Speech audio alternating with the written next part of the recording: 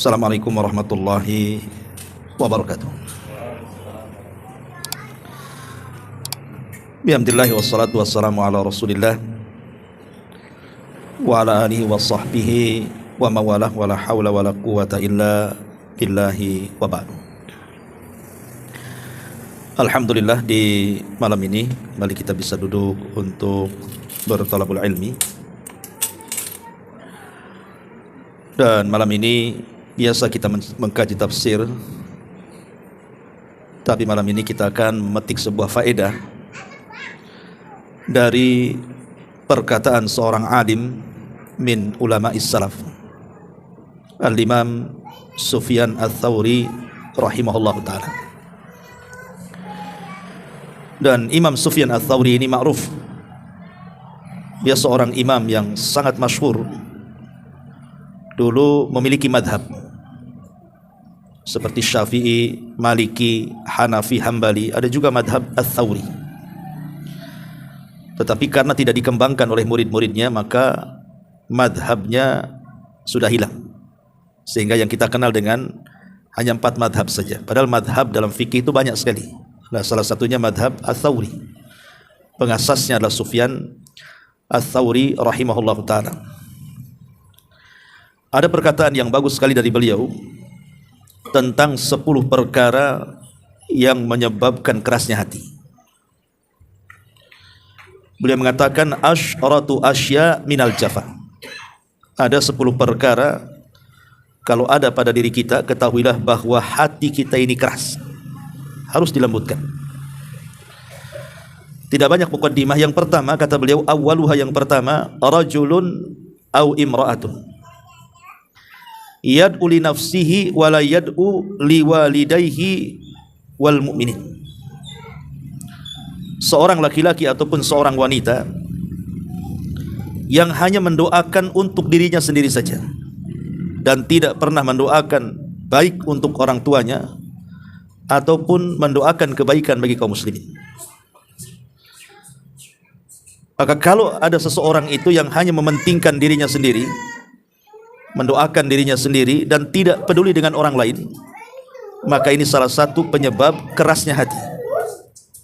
Padahal di dalam Al-Qur'anul Karim, tepatnya dalam surah Al-Hasyr, Allah Subhanahu wa taala mengatakan walladzina ja'u min ba'dihim yaquluna rabbana ighfir lana wa li ikhwanina alladzina sabaquna bil iman.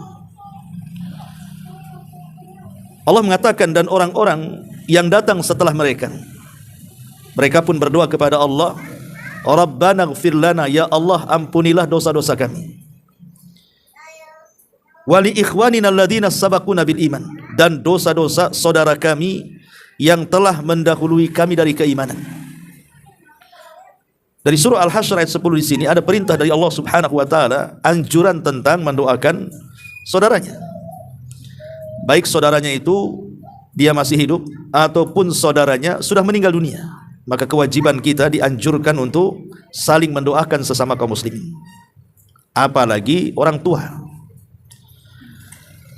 Karena kenyataannya kalau kita datang ke kuburan, pamannya ziarah kubur, terkadang tujuan kita ini hanya kuburan dari orang yang kita tuju saja, entah kuburan orang tua, entah kuburan kerabat gitu ya, entah kawan. Kadang-kadang kita hanya berdiri di kuburan itu, kemudian mendoakan yang ada di kuburan itu, dan kita tidak peduli dengan kuburan di sekitarnya. Padahal tidak demikian. Harusnya ziarah kubur juga manfaatnya adalah mendoakan orang yang kita tuju dalam ziarah, dan yang kedua juga kuburan-kuburan kaum muslimin yang ada di sekitarnya juga mendapatkan manfaat dari ziarah kita. Karena itu sebuah keutamaan, ikhwan. Jadi kalau antum hanya mendoakan 1 atau 2 orang di kuburan itu, maka pahalanya juga cuma 1-2 orang itu saja. Lalu kalau antum doakan 1 kuburan itu, sementara yang dikubur itu bisa ribuan orang, dari zaman dulu sampai sekarang, berarti berapa ribu antum dapat pahala dari setiap orang yang antum doakan itu di situ. Ya, tidak mesti disebut orang-orangnya karena kita juga nggak kenal. Ya, maksudnya doa secara umum. Ya Allah, semoga kaum muslimin yang ada di kuburan ini Engkau ampuni, kan begitu. Ya, berarti mencakup semuanya tuh. Jadi pulang dari kuburan itu betul-betul mendapatkan banyak pahala. atau mendoakan saudaranya tanpa sepengetahuannya. Kata Nabi SAW, man da'a li akhihi fi dhahril ghaibi, barang siapa yang mendoakan saudaranya tanpa dia tahu kalau dia sedang kita doakan kebaikan itu, maka Allah akan mengutus malaikat dan akan mengatakan kepada kita, maka engkau akan mendapat hal yang sama yang kau doakan kepada saudaramu. Jadi kalau kita umpamanya mendoakan saudara kita, ya Allah mudah-mudahan tetangga saya ini dilancarkan rezekinya, maka malaikat akan datang kepada kita dan mengatakan engkau juga. Jadi setiap doa itu malaikat akan mengatakan engkau juga akan mendapatkannya. Engkau juga akan mendapatkannya. Jadi kalau kita melihat ada anak tetangga nakal, sanakal-nakalnya, kemudian kita katakan, ya Allah mudah-mudahan anak itu sadar, kasihan orang tuanya, maka malaikat akan datang, begitu juga anak kamu. Kan untungnya besar itu ya. Lah orang yang tidak pernah mendoakan orang lain, apalagi orang tuanya, kata Imam Sufyan Ats-Tsauri rahimahullahu taala, itu tanda kerasnya hati. Ini yang pertama. Kemudian yang kedua kata beliau, rajulun qara'al Qur'an wa lam yaqra fi kulli yaumin mi'ata ayat. Orang yang mempelajari Quran tetapi dia malas membaca Quran. Umpamanya kita lihat hari ini kan marak nih, banyak kelas-kelas mengajarkan Quran, entah belajar tajwid, entah belajar tahsin, terutama ibu-ibu lah yang banyak kan. Ya bapak-bapak juga ada lah yang mempelajari tahsin Quran, tajwidnya gitu ya, cara bacanya. Mereka rajin mempelajari Quran itu, baik tajwid, tahsin atau yang semacam yang berkaitan dengan Quran itu. Tapi giliran membaca Quran dia malas. Nah, ini kata Sufyan Ats-Tsauri, ini tanda keras hati. Dia hanya mempelajari tajwidnya, tahsinnya, bacaannya, tapi tidak mau mengambil Quran dengan sengaja kemudian kita baca Al-Quran itu. Maka kalau orang hanya mempelajari Quran dan tidak mau baca Quran, itulah tanda keras hati, kata Sufyan Ats-Tsauri rahimahullahu ta'ala. Kalau ada orang mengatakan, Ustaz ya gimana saya mau ngaji, saya aja masih terbata-bata gitu ya, masih mau belajar, tidak masalah. Karena Rasul mengatakan, al-mahiru bil Quran ma'as safaratil kiramil bararah. Orang yang mahir membaca Quran itu, maka mereka akan bersama para malaikat yang safar ke sana kemari mencari kita orang yang baca Quran. Walladzi yatata'u fi, tapi orang yang mau belajar terbata-bata, dia susah bacanya karena baru belajar, falahu ajran, kata Rasul, tetap dapat 2 pahala. Jadi orang yang baru belajar saja dapat pahala kalau ada niat baca Al-Quran. Dan Quran itu bisa melembutkan hati, ikhwan. Ya. Ma'asyiral muslimin yang dimuliakan Allah Subhanahu wa taala, di dalam surah Furqan ayat 30, Allah Subhanahu wa taala mengatakan, wa qala ar-rasul ya rabbi inna qaumi ittakhidu hadzal qur'ana mahjura.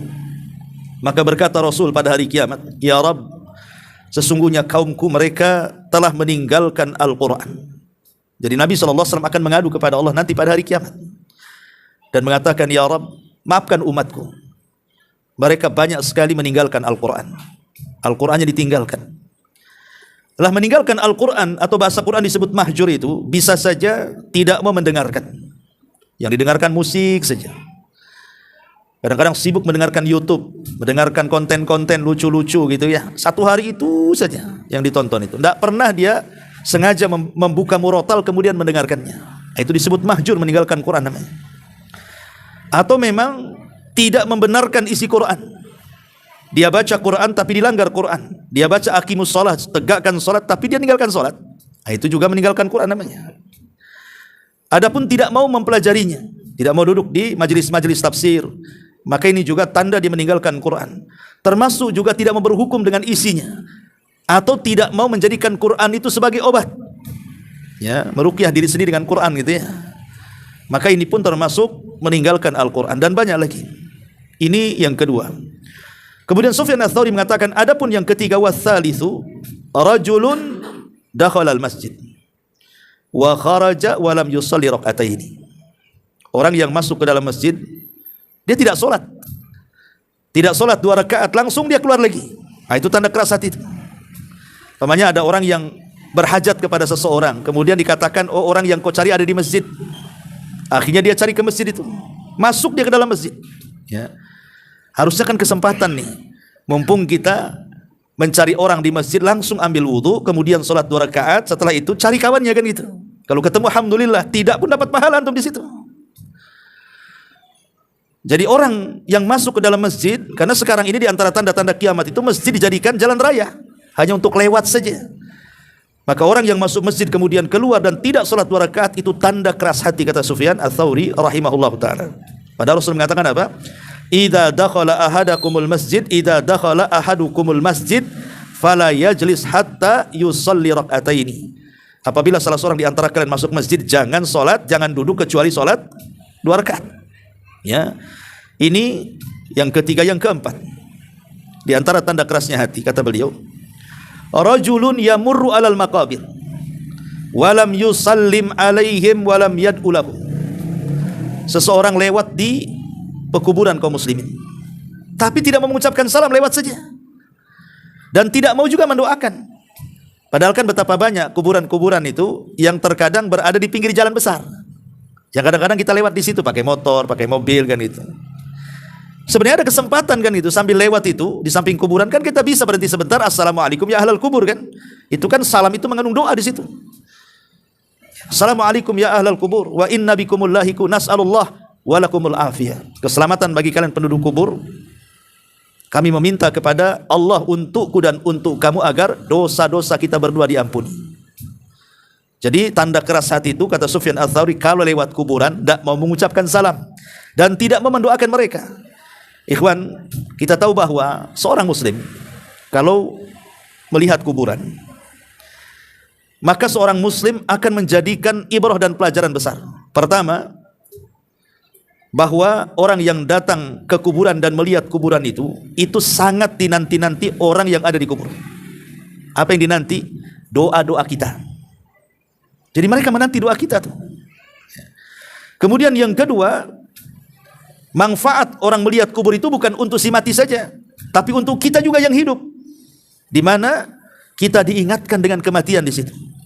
Bahwa dengan melihat kubur itu harusnya kita ini bergetar hatinya, takut gitu ya, bahwa kita pun akan menyusul mereka. Jadi ziarah kubur atau lewat di kuburan itu sebenarnya manfaatnya dua, manfaat untuk yang dikubur dan manfaat untuk yang lewat di kuburan. Adapun manfaat bagi penduduk kubur itu doa-doa kita yang kita berikan kepada mereka. Adapun manfaat kita yang lewat kuburan, kita diingatkan dengan kematian. Kalau kita tidak mengambil dua manfaat ini saat lewat di kuburan, keraslah hati kita, kata Sufyan Ats-Tsauri rahimahullahu taala. Ya. Ma'asyiral muslimin wal muslimat rahimani wa rahimakumullah. Ini yang keempat. Kemudian yang kelima, wal khamisu, rajulun dakhala madinatan fi yaumil jum'ati, thumma kharaja wa lam yusallil jum'ah. Seseorang masuk ke sebuah kampung, ke sebuah kota di hari Jumat, dan kita tidak ada kesibukan di situ. Tiba-tiba kemudian di situ ada masjid dan sedang mengumandangkan adzan untuk salat Jumat. Kita pula tak mau salat Jumat, malah keluar dari situ. Lah ini juga, kata Sufyan Ats-Tsauri, salah satu tanda dari tanda-tanda kerasnya hati. Kemudian yang keenam, rajulun aw imra'atun nazala fi mahallatihima alimun wa lam yadhhab ilaihi ahad liyata'allama minhu syai'an minal ilmi. Laki-laki ataupun perempuan yang dikunjungi seorang alim tapi tidak mau belajar kepada sang alim itu sampai sang alim pergi, seolah-olah ya adanya seperti tidak adanya. Harusnya kalau ada orang alim, ada ustadz namanya kan, entah ustadz dari mana datang ke sini berkunjung, bukan ngisi daurah, tidak. Ya berkunjung saja ke sini. Antum dengar, ada ustadz anu di rumah si anu itu. Ya.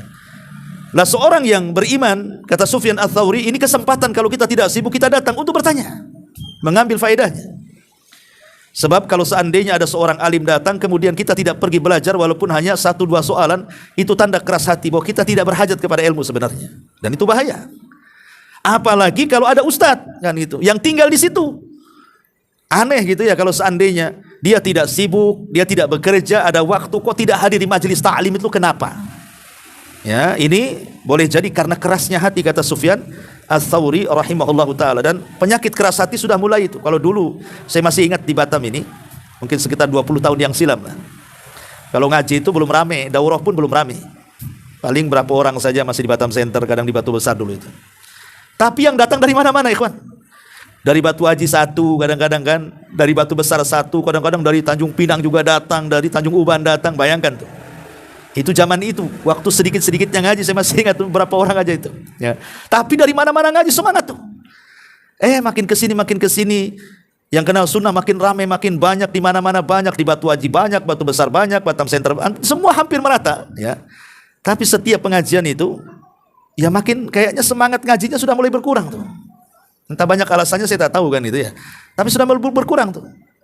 Alasannya, kan Ustaz live di YouTube katanya. Adalah tengok di YouTube aja katanya. Lain lah ngaji di YouTube dengan ngaji di majelis ilmu itu. Kalau ngaji di YouTube ya memang dapat ilmu, tapi tidak dapat pahala adab thalabul ilmi di situ. Tapi kalau hadir di majelis taklim itu, walaupun tidak dapat ilmu, mungkin dia tidur di situ, tapi pulang itu dosanya sudah diampuni. Bayangkan semua binatang dari mulai ikan sampai semut mendoakan kita, bertasbih untuk kita, mendoakan ampunan akan dosa-dosa kita. Semua malaikat mengepakkan sayapnya.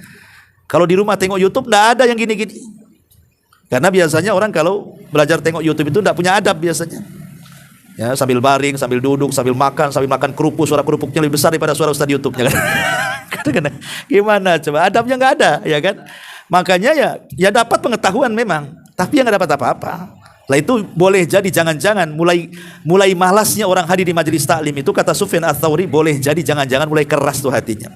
Ya, mulai keras hatinya dia itu. Makanya hadir di majelis taklim biar lembut hatinya itu.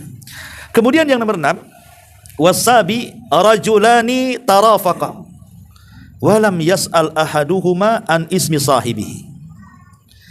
Dua orang, ya, mungkin dia bertetangga atau safar, rombongan, entah umroh, entah haji, entah apa kan gitu. Dia kenal mukanya tapi tidak pernah bertanya siapa namanya. Ini kan bahaya nih. Ini antum bertetangga nih, 10 tahun bertetangga, enggak kenal tuh siapa nama tetangganya. Tapi kalau ketemu ya salam, assalamualaikum, ya kenal, ngobrol gitu. Tapi ketika ditanya siapa nama tetanggamu, enggak tahu dia. Berarti selama ini enggak pernah tanya nama tuh. Harusnya antum catat nih nama tetangga ini si Anu, istrinya si Anu, anaknya si Anu gitu ya. Menunjukkan apa? Bahwa kita ini ada keakraban dengan sama kaum muslimin itu. Nah, ini juga kalau kadang-kadang sudah lama bertetangga kok gak kenal siapa namanya, ini keras hatinya, kok gak tanya namanya siapa. Atau safar gitu ya, safar umroh gitu, rombongan, gak tanya pula samping siapa namanya, gak ditanya, cuma ditanya pekerjaannya. Nah ini juga kata Sufyan Ats-Tsauri, menurut dia orang yang tidak pernah bertanya soal nama, nah itu tanda keras hati. Ada apa kan itu? Kemudian yang nomor 8, rajulun da'ahu rajulun ila diyafatin falam yadhhab ila diyafatin. Mungkin saudara kita mengundang kita untuk acara-acara tertentu, entah makan-makan. Ada saudara kita ini baru dapat rezeki, mintalah jemaah pengajian tolong pada Isya datang ke rumah makan-makan kan itu. Jelas-jelas itu udah undangan, kemudian kita tak mau datang tanpa ada udzur syar'i. Maka kata Sufyan Ats-Tsauri, jangan-jangan keras hatinya, kenapa diundang tak datang? Ya, kecuali mungkin di tempat undangan itu ada maksiatnya, ada musik-musiknya, ada khomernya, ada kejahatannya, mungkin kan itu tidak datang pun wajar gitu ya. Atau ada udzur syar'i yang lainnya. Nah, tapi kalau tidak ada udzur, tidak ada maksiat, tidak ada apa-apa, kok tak mau datang, ini aneh kan itu. Maka Rasul sampai mengatakan dalam sebuah hadis, hakul muslim ala muslim sittun, dalam riwayat khamsun. Kemudian salah satunya Rasul mengatakan, idza da'aka fa'ajib. Kalau saudaramu mengundang maka wajib datang. Sebagian para ulama mengatakan yang dikatakan wajib datang itu kalau undangannya walimah. Tapi selain walimah tidak wajib datang, sunnah datang. Jadi kalau walimah itu wajib datang kalau diundang. Itu pun kalau diundang menyebut nama dalam bentuk undangan atau dalam ketemu di jalan. Nah, tapi kalau undangannya dalam grup, mohon satu grup ini hadir, itu tidak wajib. Ya, karena tidak disebut namanya kan. Kecuali kalau di dalam grup di list pula di situ. Nah, satu berarti disebutkan namanya, berarti wajib tuh kalau ada listnya. Ya. Tapi kalau tidak di list, hanya undangan umum, tidak wajib datang. Tetapi selain walimah, kata para ulama, ya mau datang silahkan, tidak pun tidak. Pemanya hanya sekedar makan-makan di rumah saja, ya tidak datang pun tidak apa-apa. Tapi kalau datang sunnah dapat pahala. Kemudian yang ke-9, syabun yudayyi'u syababahu. Syabun yudayyi'u syababahu wa huwa farigun wa lam yatlub al-ilma wal adaba. Anak muda menyanyiakan waktu masa mudanya, padahal dia kosong nganggur, tidak mau mencari ilmu dan belajar adab. Ya, dan ya kita rata-rata anak muda itu kan usia 40 tahun ke bawah itu dikatakan muda. Kalau sudah 40 tahun ke atas itu sudah mulai muqaddimah tua tuh. Ya, tapi kalau 40 tahun ke bawah ini masih muda-muda. Jadi anak-anak muda ini kalau seandainya walaupun dia sudah punya berkeluarga, mungkin waktu cuti pekerjaan, atau karena dia wira swasta bukan di PT gitu kan, lebih banyak nganggurnya, ya, maka kesempatan nganggur itu harusnya digunakan untuk belajar, untuk thalabul ilmi gitu ya. Karena kalau tidak maka itu tanda dari tanda-tanda kerasnya hati. Dan yang terakhir kata beliau, rajulun syab'an wa jaruhu ja'iun wa la yu'tihi syai'an min ta'amihi. Seseorang yang kelaparan, seseorang yang kekenyangan sementara tetangganya kelaparan. Dia kenyang, tetangganya lapar, dan dia tidak memberikan sesuatu dari makanan ke tetangganya. Nah, ini banyak terjadi kan itu. Kadang-kadang ini rumah elit, sampingnya pula Ruli. Dia punya perusahaan, nggak kepikiran itu dia datang ke Ruli ngerekrut orang-orang di tetangga sebelahnya, ayo kerja di tempat saya. Nggak, dia cari karyawan lain di luar coba. Kan hatinya di mana gitu? Pada tetangga dia itu di situ. Hanya beda tembok saja. Ya, itu pun tembok itu aneh, kenapa ditembok untuk memisahkan ini orang elit ini top Ruli, maksudnya gitu. Ditembok biar dipisah gitu kan. La ilaha illallah, seolah-olah ada kasta-kasta dalam Islam. Tidak ada dalam Islam itu kasta. Islam itu sama. Mau Anda orang kaya, mau Anda orang Ruli, itu di mata Allah sama saja. Yang bedakan takwa saja. Kenapa mesti tembok sana, tembok sini? Ada juga alasan, payah Ustaz kalau nggak ditembok katanya.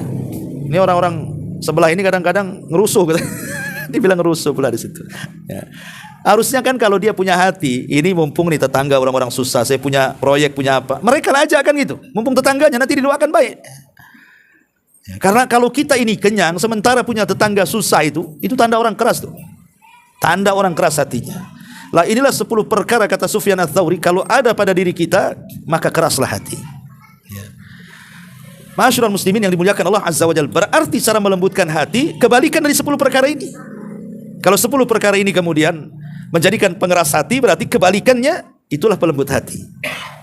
Berarti kebalikannya kita, yang pertama, doakan kita dan doakan orang tua serta doakan saudara kita. Itu tanda lembutnya hati. Kemudian juga suka membaca Quran, bukan hanya belajar tajwid, tahsin. Oh, kalau belajar tajwid, tahsin semangat dia. Giliran sudah selesai belajar, tak mau pula dia baca Qurannya. Aneh, dia belajar Quran itu apa sebenarnya? Kan dia belajar tahsin, tajwid itu supaya bacaan Qurannya benar kan gitu. Berarti kalau dia praktekkan belajar Quran dengan membaca Quran bahkan lebih daripada 100 ayat setiap harinya, itu lembut hatinya. Ya. Atau yang ketiga kebalikannya, kalau orang ke masjid kemudian salat tahiyatul masjid kemudian baru keluar, itu tanda lembutnya hati. Atau kalau seandainya orang lewat di kuburan kemudian mengucapkan salam kemudian mengambil ibrah bahwa kita akan mati seperti mereka, maka itu juga tanda lembutnya hati. Atau seseorang yang masuk ke sebuah kota, ditegakkan Jumat di situ, kita salat dulu, kita nggak ada ngapa-ngapain kok. Ngapain kita lewat saja, sholatlah di situ. Ya, memang secara hukum tidak ada masalah karena seorang musafir, kalau memang dia seorang musafir ya, tidak wajib Jumat dan tidak wajib jamaah kan gitu. Tapi kalau kita tidak ada apa yang diburu, apa yang dikejar, ya sholat saja kan gitu. Itu tanda lembutnya hati. Kemudian juga kalau ada orang alim, langsung kita datangi, kita tanya masalah-masalah dan kita senang dengan kedatangannya. Apalagi ada ustaz di sekitar situ, antum muliakan, antum ambil ilmunya, oh itu betul-betul lembut hatinya. Masalahnya sekarang ini, saya lihat sebagian ikhwan itu kadang-kadang milih-milih ustadz. Kacau kan itu. Ini kalau ustadz ini saya mau ngaji, ustadz itu payah katanya, nggak mau ngaji saya gitu. Gitu. Kadang-kadang milih-milih ustadz lah. Ini padahal Imam Bukhari itu loh punya guru 1000 lebih. Lihat dalam sahihnya itu, ketika beliau menyebutkan guru-gurunya itu 1000 lebih Imam Bukhari. Kenapa banyak guru itu perlu? Supaya kita tahu kekurangan guru itu yang mana kekurangannya, mana kelebihannya, jadi tahu gitu kan. Oh, Abu Mero kekurangannya di sini setelah mendengar Ustadz Anu. Oh, kelebihannya di sini setelah mendengar Ustadz Anu. Jadi kita tahu mana kekurangannya. Kalau kekurangannya bisa ditempel dengan Ustadz lain, ya kelebihannya bisa nempel Ustadz yang lain. Dan itu maksudnya. Nah, ini juga harus diperhatikan.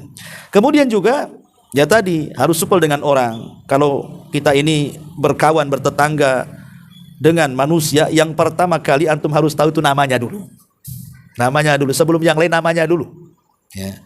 Kemudian juga kalau diundang saudara kita datang, sesibuk apapun datang. Kemudian tidak menyanyiakan waktu di masa muda, karena begini, manusia itu ketika bicara soal waktu, satu yang pertama ada manusia itu memanfaatkan waktu sehingga dia dapat dunia di satu sisi, dapat akhirat di sisi lain. Yang kedua sebaliknya, ada orang itu menghabiskan waktu tidak dapat dunia, tidak dapat akhirat. Ya jalan ke sana kemari, ngobrol ke sana kemari, nggak dapat apa-apa, dunia nggak dapat, akhirat nggak dapat. Ada orang-orang yang betul-betul dia mencari akhirat, tapi masalahnya porsi dunia lebih besar. Tapi ada juga yang subhanallah berikan taufik, betul-betul dia kejar dunia, tapi porsi akhirat lebih besar lagi. Itulah manusia tidak lepas daripada 4 perkara ini. Yang kita ini yang mana satu, Allahu a'lam. Mungkin yang tidak manfaat dunia akhirat mungkin. jagongan sana sini, malam ngobrol ngalor ngidul ngetan ngulon nggak jelas gitu kan gitu ya. Habisin kopi aja kan. Dunia nggak dapat, akhirat nggak dapat ya. Nah, kemudian juga yang terakhir, ya tadi tidak peka dengan tetangga, tidak peka dengan saudara. Kita hanya mementingkan kita ini yang penting kenyang, yang lain kelaparan terserah dia. Nah, ini tanda keras hati. Maka berdoalah kepada Allah Subhanahu wa taala agar kita dilembutkan hati, karena lembutnya hati ini berarti orang itu memang baik. Orang baik itu terlihat dari kelembutan hatinya. Tapi memang yang menjadikan kotornya kerasnya hati itu kan karena kotor hati, ya, Pak. Seandainya hati itu seperti gelas, piring, sendok, garpu, pisau, mungkin kita bisa belikan sunlight aja kan. Kita rendam aja pakai sabun, bisa bersih. Atau seandainya hati kita seperti mobil kan itu, bawa aja ke karwas, pulang udah bersih, ya. Atau kalau memang hati kita seperti rumah, tinggal disapu, dipel, bersih rumah.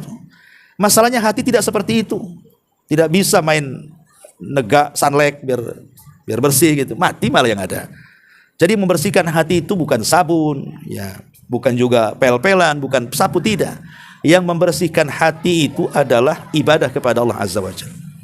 Dengan melakukan banyak amalan-amalan yang tadi dihancurkan oleh Sufyan Ats-Tsauri. Tinggalkan 10 perkara ini, maka lembutlah hati kita. Wallahu alam, mudah-mudahan manfaatnya. Mohon maaf mungkin tidak lama-lama. Subhanaka wa bihamdika asyhadu an la ilaha illa anta astaghfiruka wa atubu ilaik. Allahu taala alam. Assalamualaikum warahmatullahi wabarakatuh.